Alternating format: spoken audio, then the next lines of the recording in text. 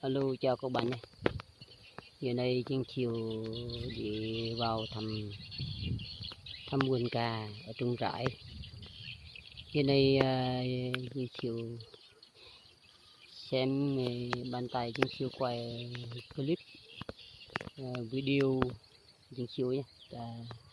Hãy num nó quá ngon các bạn.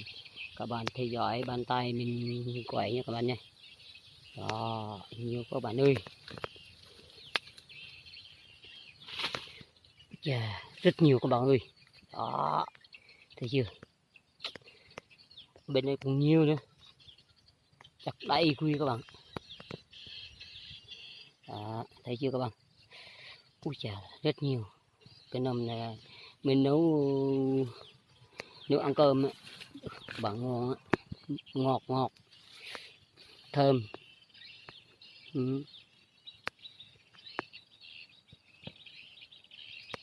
Chiến chiều dừng lại tại đây.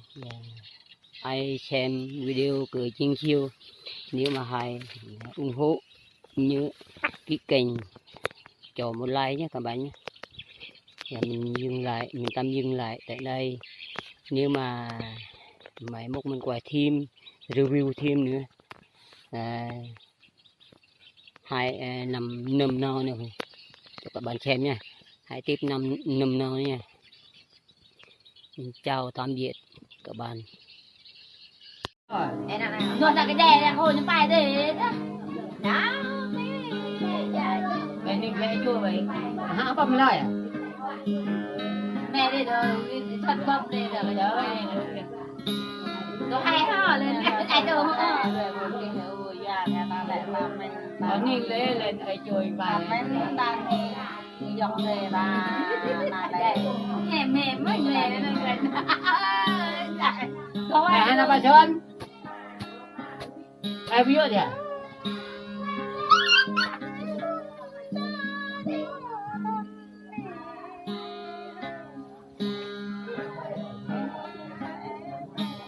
Nhanh miếng tay cài đấy.